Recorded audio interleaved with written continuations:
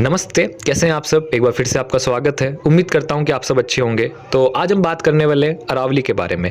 और अरावली के बारे में आपको पता ही होगा कि अभी अरावली के साथ खिलवाड़ किया जा रहा है और मैं अरावली के पास में ही रहता हूं, इसलिए मैंने सोचा कि अरावली के ऊपर तो बात करनी ही चाहिए। तो आप सबको पता होगा कि हमारी भारत सरकार, केंद्रीय सरकार की जो इन्वायरमेंट मिनिस्ट्री है, उन्होंने सुप्रीम कोर्ट में एक बिल दिया है और सुप्रीम कोर्ट ने भी वो बिल पास कर दिया एक तरह से, ठीक है ना, खुली छूट दे दी है। और उस बिल में ये है कि अरावली पर्वतमाला जो है उसमें जितने भी 100 मीटर से नीचे पहाड़ है उनको अरावली में नहीं माना जाएगा।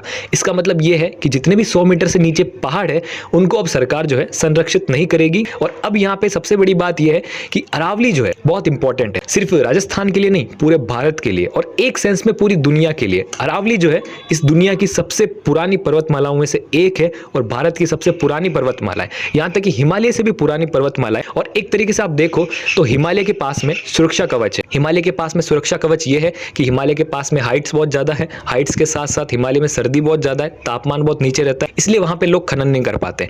लेकिन अरावली के पास में कोई सुरक्षा कवच नहीं है यहाँ। और यहाँ तक कि अरावली ने हमारी बहुत मदद की है। जो राजस्थान का थार का जो डेजर्ट है, लोगों को ये लगता है कि राजस्थान पूरा रेगिस्तान है। राजस्थान पूरा रेगिस्तान नहीं है, राजस्थान का ये हिस्सा रेगिस्तान है जो कि 60% है राजस्थान का। और इस रेगिस्तान को राजस्थान में, गुजरात में, दिल्ली में, हरियाणा में या भारत के दूसरे राज्य की तरफ आने से रोकती है अरावली पर्वतमाला। अरावली पर्वतमाला पे बहुत सारी अलग अलग स्पीशीज भी रहती है।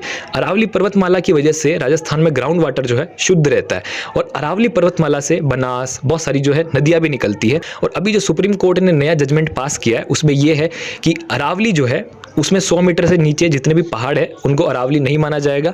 और अरावली में 12,081 पहाड़ियां हैं, उनमें से 90% पहाड़ियां, यानी कि 1300 पहाड़ियों को छोड़कर जितनी भी बची हुई पहाड़ियां हैं वो सब 100 मीटर से कम है। फिर बचती कितनी? 1300 पहाड़ियां। और 1300 पहाड़ियों में भी ऐसी पहाड़ियां हैं, कोई 105 होगी, कोई आप देख लो 150 होगी, कोई 200 होगी, कोई 250 होगी, ऐसे होगी, सारी लंबी नहीं है। तो आप सोचो कि कोई पहाड़ी 99 मीटर की है तो भी उसका खनन कर देंगे, और कोई पहाड़ी 101 या 105 मीटर की है तो वहां पर बहुत बड़े बड़े लोग भराव कर देंगे, जिससे क्या होगा, जमीन का स्तर बढ़ जाएगा और वो उसको ऊपर से खनन कर लेंगे।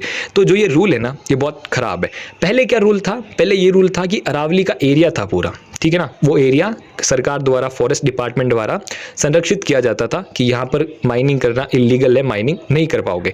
लेकिन अब क्या हो रहा है कि मान लो 1000 मीटर की पहाड़ी है अरावली की, जैसे गुरु शिखर है, तो उसके 500 मीटर के अंदर जो है ना वो अरावली माना जाएगा।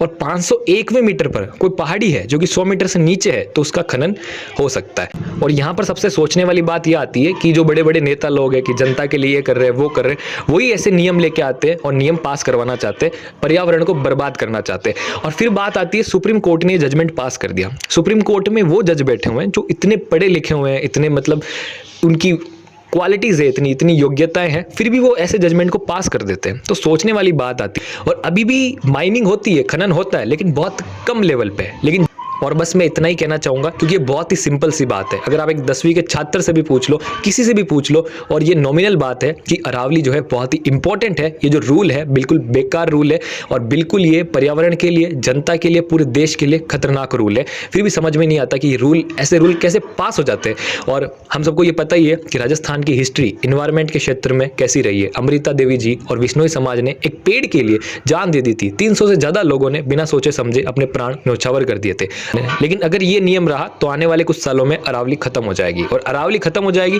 तो बहुत ही नुकसान होगा पूरे भारत को, ना कि सिर्फ राजस्थान को। और सोशल मीडिया पे ये मुहिम भी चल रही है, बहुत से लोग ग्राउंड लेवल पे भी प्रोटेस्ट कर रहे हैं कि सेव अरावली, सेव अरावली।